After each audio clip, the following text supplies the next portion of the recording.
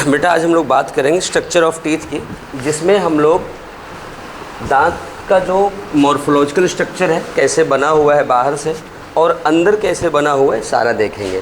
बेटा ध्यान देना, इसके लिए सबसे पहले हम लोग पहले टीथ को यहाँ बनाते हैं, कोई भी है।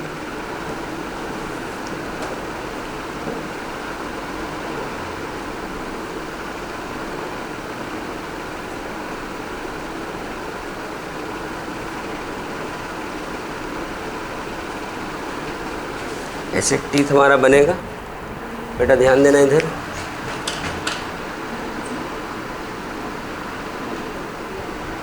ऐसे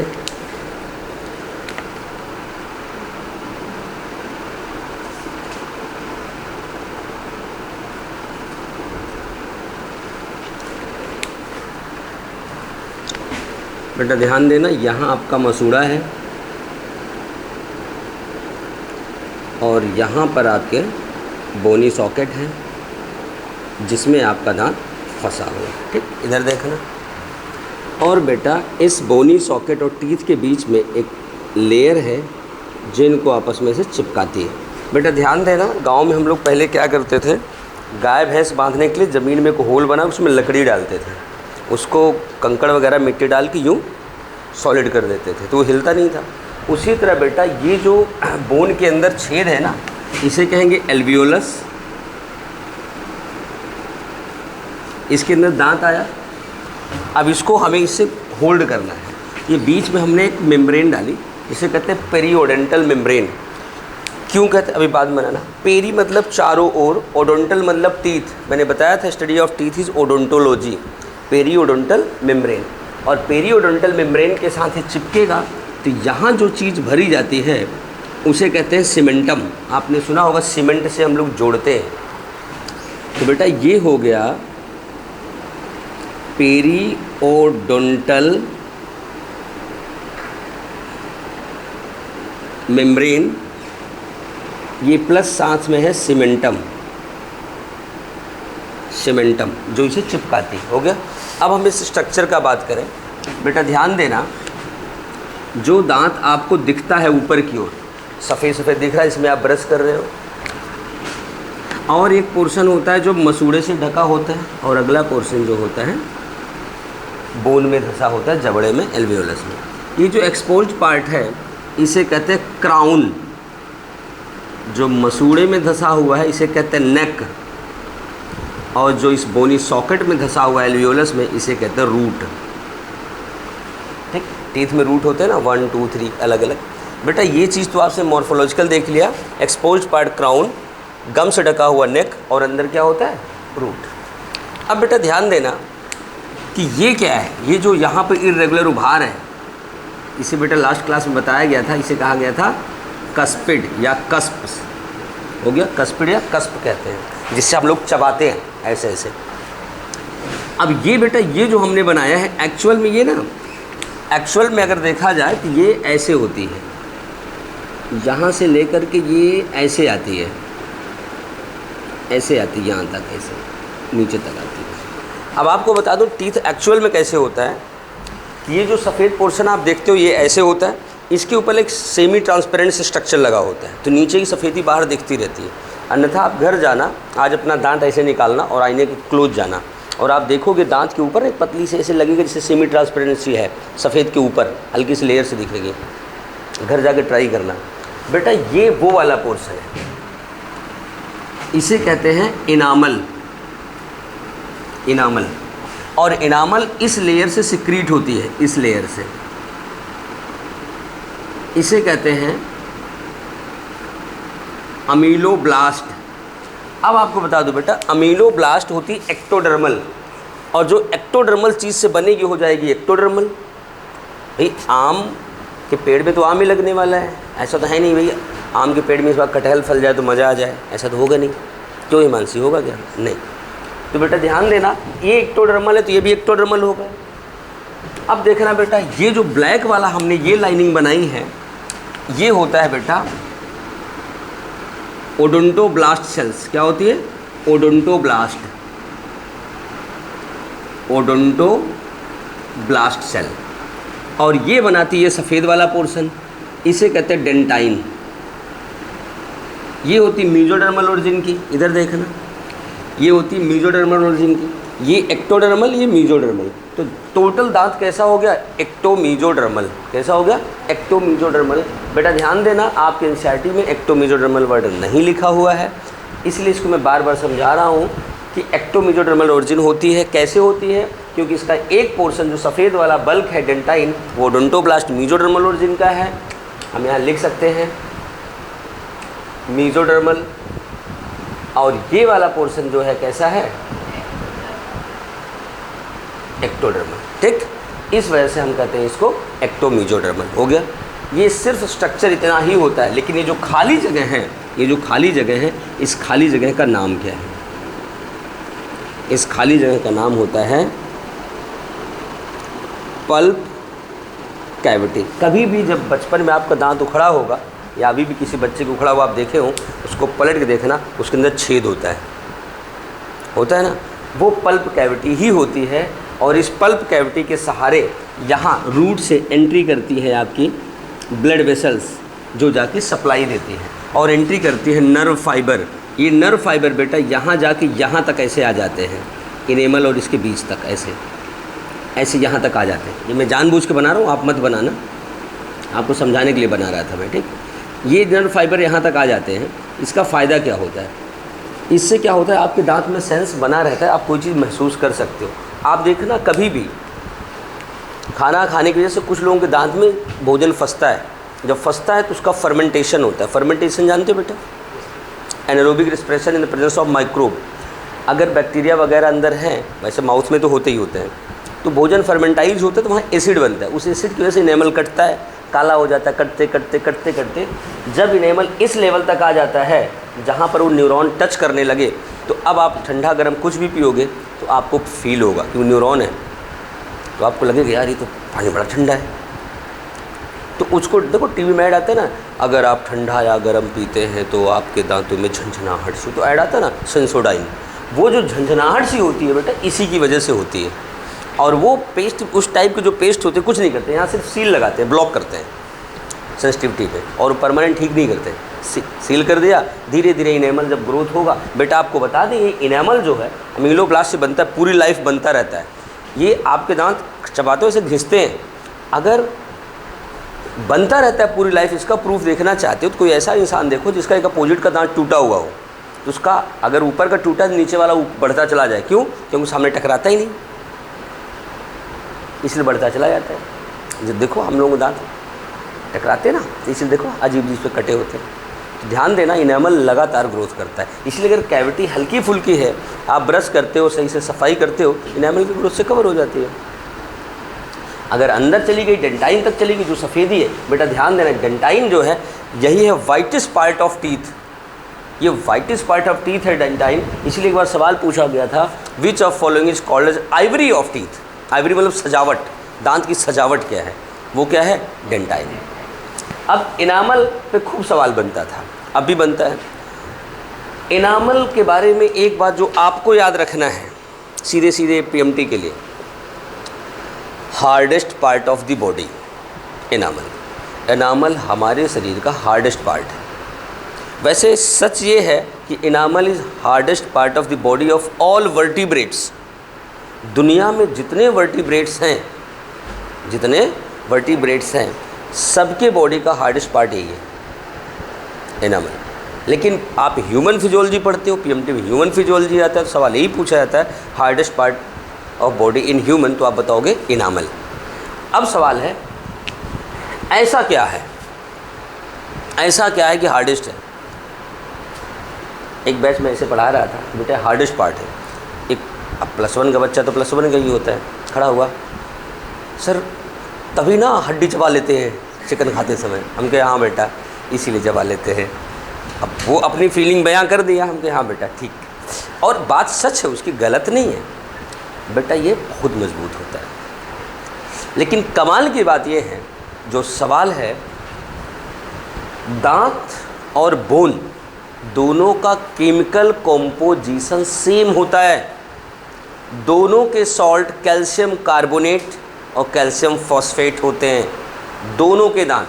तो दोनों के केमिकल कॉम्पोजिशन, चाहे दांत हो चाहे बोन हो।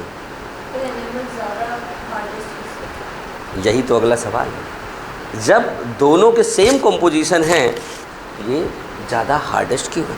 कुछ ना कुछ तो बेटा कॉम्पोजिशन का है, रेशियो मैंने बराबर नहीं कहा है।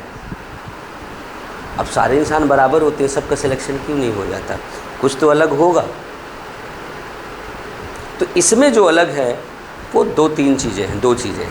एक तो कैल्शियम फॉस्फेट, और टीथ के हार्डनेस के लिए इसके साथ एक थोड़ा सा ज़रूरी सब्सटेंस है कैल्शियम के साथ साथ फ्लोराइड आपने पढ़ा हो केमिस्ट्री में।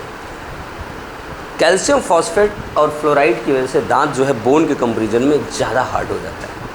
अब जैसे मैंने फ्लोराइड लिया, तुरंत एग्जामिनर के दिमाग में क्वेश्चन मार्क आ गया। पता क्या आएगा?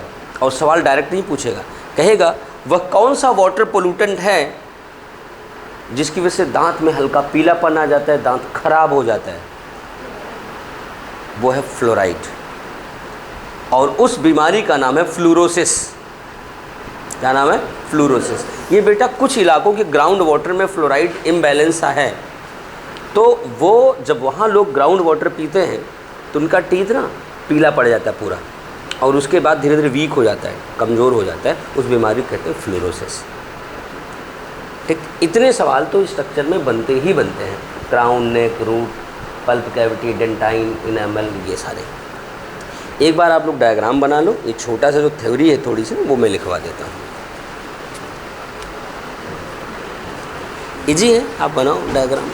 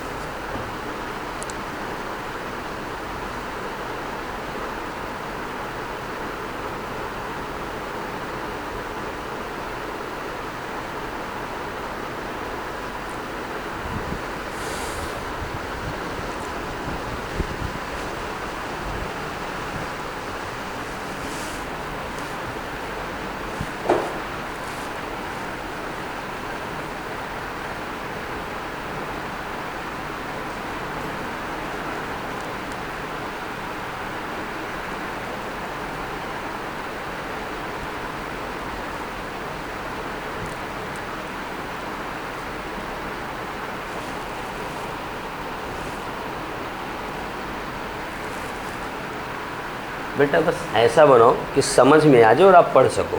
ठीक, बहुत खूबसूरत बना के अवार्ड तो नहीं मिलेगा, बट हाँ +1 के स्कूल एग्ज़ाम में तो आपको सुंदर बनाना पड़ेगा। ड्रॉप के बच्चों को मैं बोल देता हूँ भाई चाहे जैसे बना लो, समझ में आना चाहिए। लेकिन आप स्कूलिंग अगर एग्ज़ाम दोगे तो थोड़ा सा ना एग्जामिनर जो होगा सामने उसको अच्छा लगे ना, अच्छे दांत पे अच्छे नंबर मिलेंगे।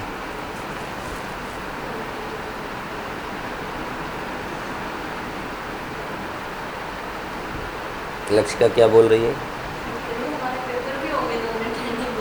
नहीं बेटा, वो स्कूल पे डिपेंड करता है,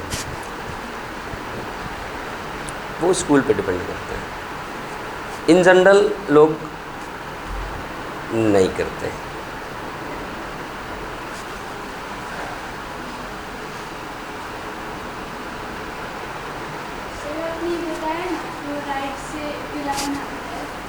इम्बैलेंस, वो इम्बैलेंस होने की वजह से, और इसी की वजह से हार्ड बेटा वही है ना।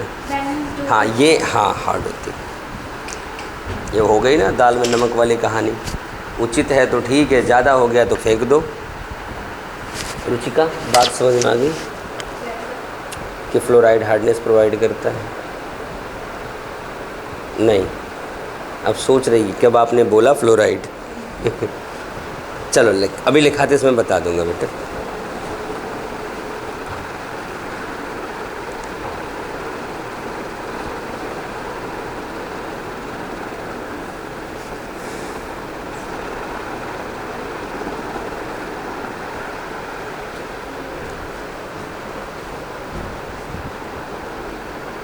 क्या हुआ लक्ष्य?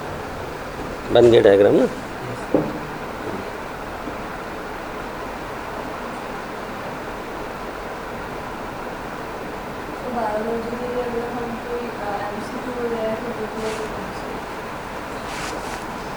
खरीदने नहीं है, मिलेंगे यहाँ से, ऐसे मत फंसाना।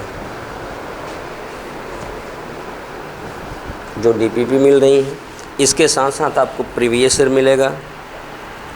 एक minute, hello,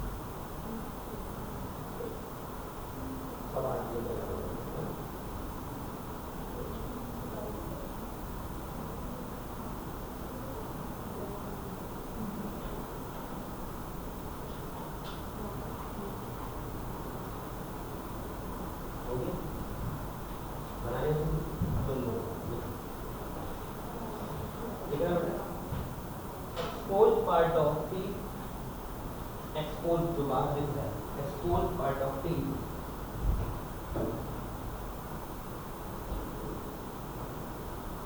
its crown, but हम बेटा बता दें कितना प्रीवियस ईयर मिलेगा। और वैसे तो मैं थोड़ी हर चैप्टर की अलग अलग होता है, अब यूनिट वाइज बाइंडिंग के लिए भेजा हूँ, तो यूनिट वाइज बाइंड होकर आ जाएगी। उसमें चैप्टर पहली के बाद क्वेश्चन हो, लेकिन क्वेश्चन को मैंने इस बार अलग कर दिया। स्टमक के अलग सवाल में पहले मिक्स होता है, उससे डीपीपी मिक्स है, उसमें स्टमक के अलग सवाल, उसके बाद लास्ट में प्रीवियस में हो जाएगा। सारे काम बाइंड कर रहा हूँ, इसलिए अपनी तरफ से दिया नहीं, तो उसमें सारा रहेगा। ये जो भी लिखा रहा जो भी रहेगी पढ़ाई के रूप में टॉपिक वाइज क्वेश्चन रहेंगे और प्रीवियस रहेंगे। कुल मिला के हर चैप्टर में जैसे एवरेज 250-300 सवाल मिलते। और आपको गाइड को कैसे नहीं दिखाना, गाइड अगर चाहिए तो रिविजन के बाद करके यहाँ बहुत सारी इंस्टाइडेंट पर ले जाओ, हफ्ते भर पढ़ो, फिर वापस कर दो। कई बच्चे करते हैं, ले जाते हो वही बुक चाहिए, हफ्ते भर बाद आके कर लीजिए, फिर वही ले लो, पूरे साल वही करते हैं। तो आपके पास मिल जाएगा किसी भी पब्लिकेशन कुछ तो ठीक है। आपको ऑब्जेक्टिव क्वेश्चन के आपको अरेंज में MP या का करना मतलब एक वीडियो बनाना चाहिए, तो सारे आपको पैसे नहीं पता 34 45 क्वेश्चन उसको पैसे नहीं पता, सिर्फ आप एनसीईआरटी करेंगे रजिस्टर करेंगे, पेन का तरीका हुआ है, बिना पेन का उसका तो बिहार मांगकर दे दो, बिहार मांगकर उसका एक रास्ता है। बाकी एक्सपेरिमेंट में चीज़ें बता दिया जाएगा। देखिए export part of crown common part of covered by gum मतलब मसूड़ा। बेटा मैं एक वर्ड बताऊँ, गम के लिए एक टेक्निकल वर्ड आता है गम के लिए, जिंजीवा। क्या नाम होता है? जिंजीवा। अब मैं किस लिए बता रहा हूँ, क्योंकि अभी आगे आपको एक वर्ड आएगा जिंजीवाइटिस।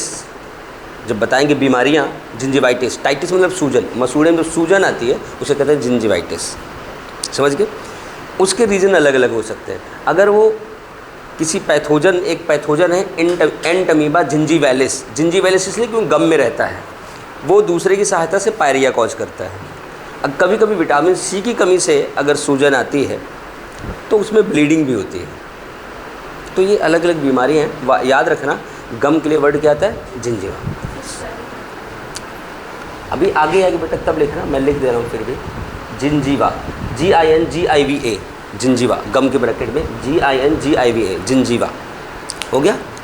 चलो आगे लिखना। And GINGIVA।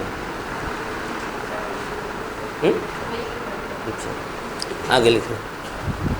मेरा हथियार मेरे ऊपर चला रही हो, लिखो। हाँ, कहाँ तुम लोग? Part of teeth embedded in bony socket and part of teeth embedded in bony socket. Bony socket, bony socket बताया गया कई बार, इसे एल्वियोलस कहते हैं। बोनी सॉकेट ये कॉल्ड एज रूट, उसे क्या कहते हैं? रूट कहते हैं। हो गया? रूट लिखना।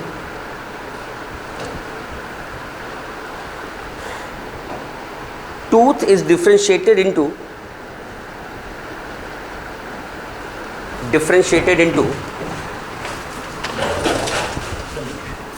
डॉक्टर साहब अच्छा हाँ हाँ निखिल जी ने बताया था। हम बाद में आ जाओ बेटा। थैंक यू सर, मैं बाद में। हाँ हाँ ठीक।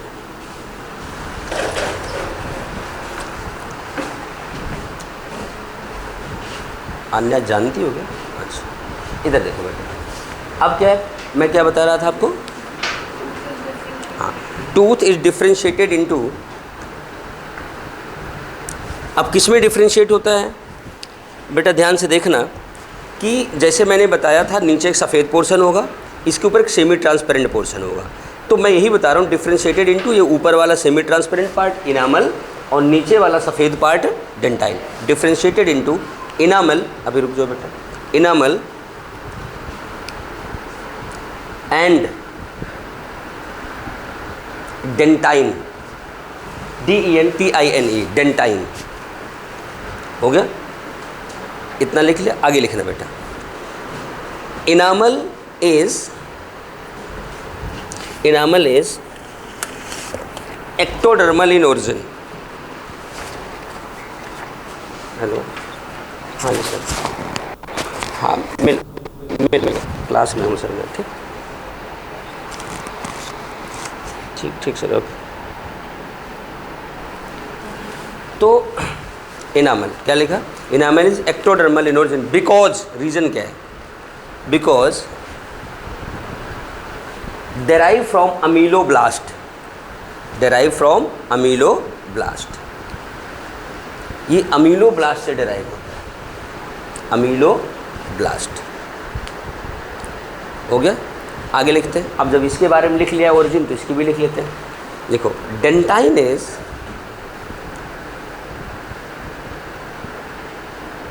Mesodermal in origin, mesodermal in origin, mesodermal in origin because derived from, बेटा ये जो बिकॉज वाला वर्ड मैं लगा के लिखा रहा हूँ, वजह बता रहा हूँ, क्योंकि नीट में ऐसे भी सवाल आते हैं। स्टेटमेंट 1, 2, फिर नीचे आएगा 4 option. Statement A is correct, 1 is correct and second is correct explanation. A and 1 and 2 both are correct but not explanation. 1 correct, second wrong, both wrong. तो आपको रीज़न, एक्सप्लेनेशन चाहते हैं, बिकॉज पता होना चाहिए। ध्यान देना इस बात को, वरना मामला ख़राब हो जाएगा। ठीक, क्योंकि एक सवाल 5 नंबर का कवर करता है, आप कहोगे 4, नहीं बेटा गलत होने पे और ले जाता है ना, कमाई भी ले जाता है, इसलिए 5 मान के चला करो। चलो लिखो, because derive from odontoblast, odontoblast, odontoblast, odontoblast. हो गया बेटा? ध्यान देना। अब ओडोंटोब्लास्ट पे एक सीधे सवाल आता था पहले। ये देखो कैविटी है, पल्प कैविटी, पल्प कैविटी की छत कौन बना रही है, लाइनिंग कौन बना रहा है? ओडोंटोब्लास्ट। इस बात को हम मेंशन कर लेते हैं, लिखो, odontoblast is lining of pulp cavity. बेटा लाइनिंग वर्ड हम लोग हमेशा देखते हैं, जो सबसे अंदर की या सबसे बाहर की लेयर बनाती है उसे लाइनिंग कहते हैं, लाइनिंग ऑफ पल्प कैविटी। हो गया? कभी कभी एग्जामिनर बड़ा सा खेल करता है, पूछता है कि इनामल, पल्प कैविटी और डेंटाइन में सबसे ज़्यादा मात्रा किसकी होती है? डेंटाइन की। मात्रा होती है, देखो पूरा सफ़ेद दांत दिख रहा है, कभी भी एक उखड़ा दांत निकालो तो इनेमल पतली सी लेयर होगी जो लगातार ग्रो कर रही है, घिस रही, सेम ये वाली अपर लेयर। मैं बेटा एक बात बताओ, इस वाइट चीज़ है, इसके ऊपर ट्रांसपेरेंट लगा दोगे तो वाइट ही दूर से दिखेगी ना, सेमी ट्रांसपेरेंट, थोड़ी सी डल होती है, थोड़ी सी गोल्डन येलो ले करके चलता है ना हल्का। देखो कभी भी आप जाना दांत कैसे अपर पोर्शन देखना, साइड से दिखेगा नहीं क्योंकि डेंटाइन भरा है, ऊपर वाला पोर्शन देखना क्यों ग्रो हो रहा है, तो देखना आपको हल्का सा दिखेगा। ठीक, इधर देखना, कहाँ थे, लाइनिंग ऑफ पल्प कैविटी। आगे देखना, लिखो यहाँ पे, हाँ, dentine is white, white, dentine हमारा वाइट होता है, so makes ivory of teeth, IVORY, ivory of teeth, ivory of teeth. Ivory समझते हो ना, सजावट। जो कुछ लोग हमारे जो क्लासिफिकेशन वाले डायवर्सिटी वाले जूलॉजिस्ट हैं, वो हाथी के टस्क को उसकी खूबसूरती मानते हैं, आइवरी मानते हैं। ये वो तो हायर लेवल का, आपके पीएमटी का नहीं है। आपके पीएमटी में तो एनिमल किंगडम एक चैप्टर में, चौथा चैप्टर है एनिमल किंगडम, तो अब उतना डिटेल नहीं आएगा। मैं बता दे रहा हूँ कि कुछ लोग मानते हैं कि जी हाथी की खूबसूरती उसके दांत की वजह से है, बाकी तो जो है बॉडी की साइज़ है और ताकत है, और है नहीं हाथी में क्या खूबसूरत है। ठीक, चलो आगे लिखते हैं, हो गया, आगे लिखना। Blood vessel and nerve fibres, blood vessels and nerve fibers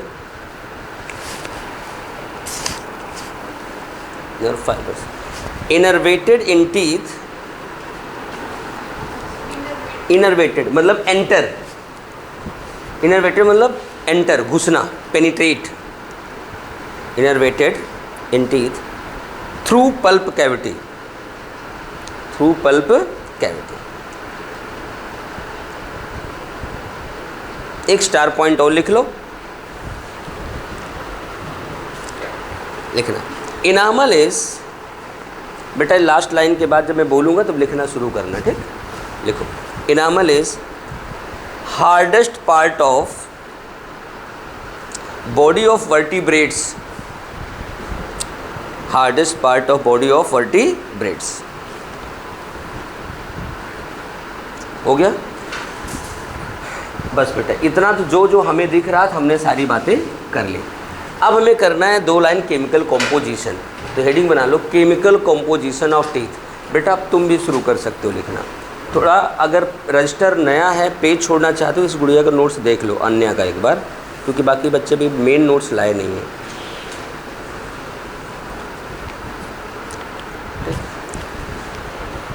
chemical composition of teeth, लक्ष्य बात समझ में आ गई। रुचिका बेटा तुम्हें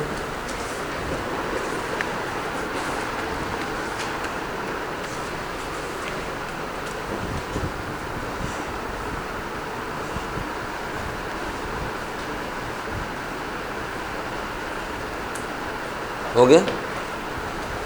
तो बेटा हम केमिकल कॉम्पोजिशन की बात करेंगे, तो मैं आपको बता दूं, दांत में जो मेन सॉल्ट होता है वो होता है कैल्शियम कार्बोनेट और होता है कैल्शियम फॉस्फेट। ये बेसिकली क्या है, इनऑर्गेनिक सॉल्ट है। इनके अलावा इनके साथ इनऑर्गेनिक मिनरल्स होते हैं, फ्लोराइड वगैरह हो गया, मैग्नीशियम Mg++ हो गया केमिकल कॉम्पोजिशन ऑफ टीथ में। लेकिन कुछ थोड़ा बहुत तो ऑर्गेनिक होता ही है, टिश्यूज़ वगैरह बाकी सॉल्ट वगैरह होते हैं। अब ना चाहते हुए मैं आपको एक बात बता दूं, जितने इनऑर्गेनिक सॉल्ट होते हैं बोन या टीथ में, कलेक्टिवली उनको एक कॉमन नेम देते हैं।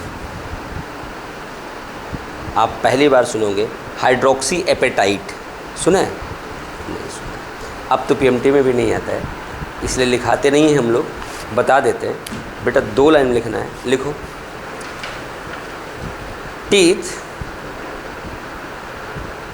Are chemically comprised of,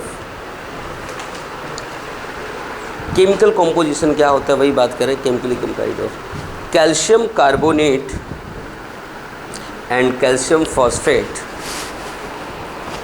calcium carbonate and calcium phosphate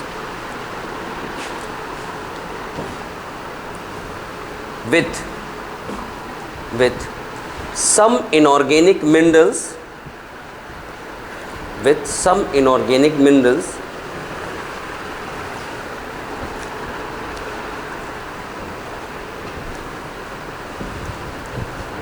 and organic material, दोनों होते ना, विथ लगा दिया तो दोनों लिखना पड़ेगा, inorganic mineral and organic matter, हो गया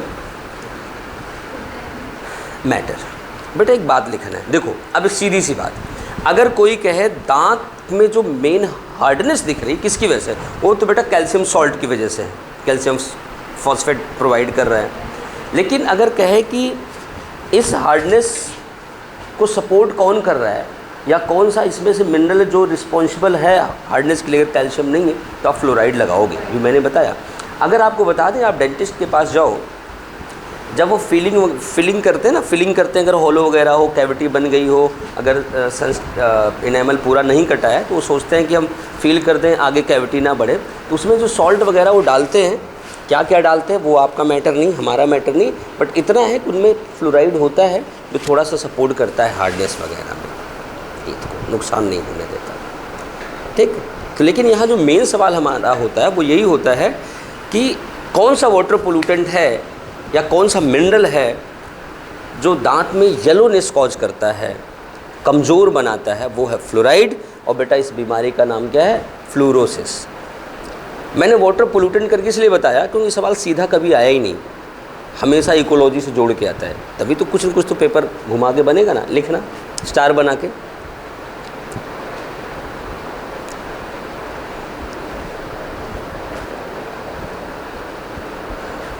फ्लोराइड मतलब F ऊपर माइनस, फ्लोरीन के एनायन को फ्लोराइड कहते हैं। फ्लोराइड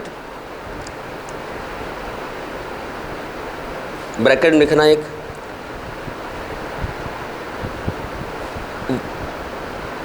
वाटर पोल्यूटेंट, क्योंकि ज़रूरी नहीं कि हर बार वाटर पोल्यूटेंट ही दिया जाए, ठीक। Water pollutant causes yellowness in teeth called as, इस बीमारी का नाम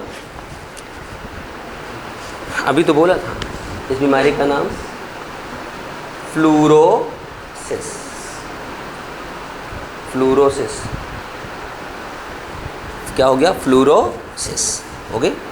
बेटा ये तो हम लोगों ने बात कर ली दांत के बारे में, लेकिन दांत से रिलेटेड अभी कुछ इंपॉर्टेंट बातें लास्ट में बताएंगे माउथ कैविटी में। जैसे टार्टर, यहाँ पीला पीला जमने लगता है सॉल्ट, वो टार्टर होता है, उसे कई लोग स्केलिंग करा के निकलवाते हैं, जिनको दांत दिखाना है शो में जा करके वो पता स्केल करवाते हैं। अगला, दांत के बीच में कभी कभी अगर आपके गैप है ना, खाना खाते हो, चावल रोटी के टुकड़े सब्जी के टुकड़े फंस जाते हैं, और आप क्या करते हो, खा पी के आए पार्टी से, घर से निकले, बेडरूम में गए, सो गए, सुबह उठे, क्या कुछ महक रहा है, पता चला अपने मुंह से महक रहा है। वो क्यों महक रहा है, क्योंकि दांत में फंसा हुआ है। तो दांत में जब फंसा है बेटा, तो वहाँ जो माइक्रोब हैं, बैक्टीरिया, उनको फर्मेंटाइज करते हैं, सड़ाते हैं, तो उस जो स्मेल आती, बैड ब्रीद होती है, बैड स्मेल निकलती है, उसे कहते हैं हम लोग हैलिटोसिस। क्या बोलते हैं, हैलिटोसिस, बदबूदार सांसें, हैलिटोसिस बोलते हैं। अगर वो चीज़ आप केयर करना नहीं शुरू करते, अगर वो दाने भोजन बराबर रुकते रहे, तो बेटा फर्मेंटेशन से आगे बताऊंगा एसिड बनते हैं, डिफरेंट टाइप के एसिड्स, वो एसिड्स आपके नेमल को काटना शुरू कर देते हैं, कैविटी बनना शुरू हो जाती है। बच्चों को हम लोग कहते हैं ना ज़्यादा मीठा नहीं खाना, क्योंकि फंसता है, बच्चे में तो वैसे गैप होता है, एक एज के बाद भरता है धीरे धीरे, तो वो वहाँ प्रॉब्लम क्रिएट हो जाएगी, समझ गए ना। तो ये चीज़ बाद में बताऊंगा। अब आप हेडिंग बनाओ, डाइजेशन इन माउथ कैविटी। बेटा नाम क्या है आपका, ठीक, हेडिंग बनाओ, डाइजेशन इन माउथ कैविटी।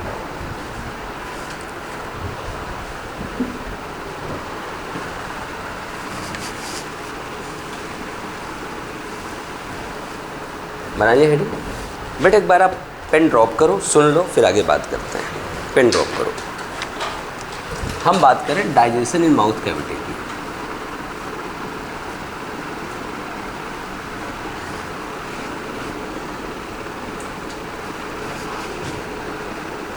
बेटा आप डाइजेशन वर्ड सुनते ही आपके मन में एक चीज़ आती है कि डाइजेशन मतलब अब भोजन को तोड़ा जाएगा, सही है ना, इसको तोड़ा जाएगा।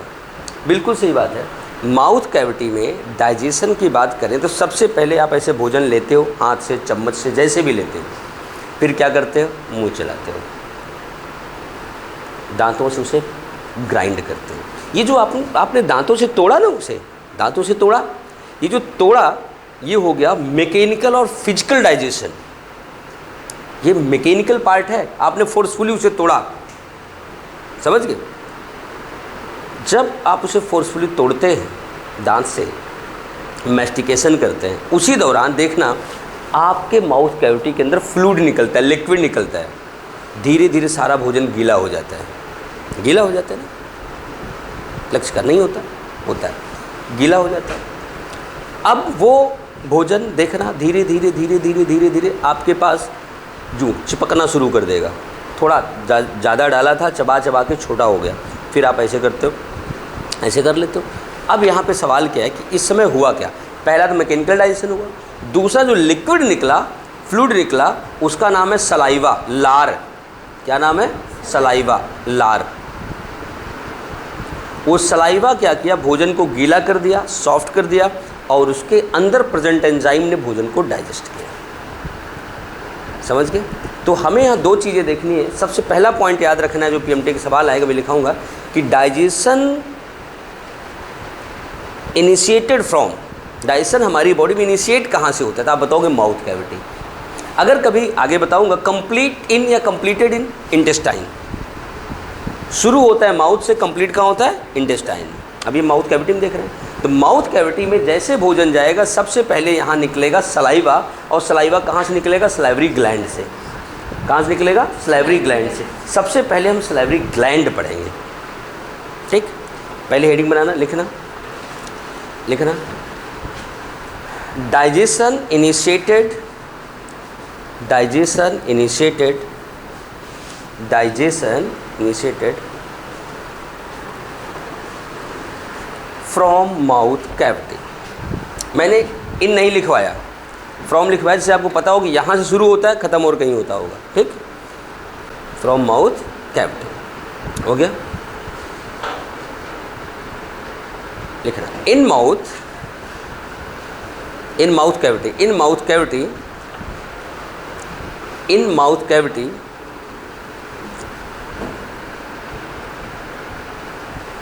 Physical and chemical both steps occur. दोनों स्टेप्स होते हैं, both steps occur, both steps occur, both steps occur. हो गया? Both steps occur. कौन कौन बोथ? डैश खींच लिखना, both steps occur. Mechanical by mastication, mechanical by mastication, mastication मतलब बेटा चबाना, mastication, and chemical step by, chemical step by action of enzyme. कौन सा एंजाइम? ब्रैकेट में लिखा दें क्या? वो आगे आएगा, फिर भी लिख लो। Enzyme salivary amylase. Salivary amylase को 10th में आपको एक नया नाम पढ़ाया गया रहा होगा, पुराना नाम टाइलिन, याद है? सलाइवरी एमाइलेज हो गया। अब यही बात करेंगे हम लोग, लिखना, लिखो इन माउथ कैविटी सलाइवा, जिसे वाटरी फ्लूइड हम लोग बोल रहे थे, सलाइवा सिक्रीट फ्रॉम, कहाँ सिक्रीट होता है? Secretes from salivary glands, salivary gland, लार ग्रंथियों से लार निकलता है, सलाइवा निकलता है। अब यहाँ पर एक अजीब सा सवाल है, सवाल अजीब नहीं, आंसर आपको अजीब लगेगा कि salivary glands are found in, बिल्कुल बच्चे वाला सवाल है। ऑप्शन आएगा inside the mouth cavity, outside the mouth cavity, in throat, तो क्या लगाओगे? Inside the mouth cavity. Answer गलत है, आंसर होगा outside the mouth cavity. Outside क्यों? मैंने लास्ट क्लास में बताया था, माउथ कैविटी कंसीडर किया जाता है दांत से लेके उसके अंदर तक का रीजन। दांत से बाहर जो भी है वो माउथ कैविटी का पार्ट नहीं। और हमारे जो सलाइवरी ग्लैंड हैं उनके बारे में बात करें तो आगे देखते हैं। लिखना लाइन चेंज करके लिखना। There are 3 pairs of salivary glands, 3 pairs of salivary glands in human being, 3 pairs of salivary glands in human being। इंसानों में 3 पेयर सलाइवरी ग्लैंड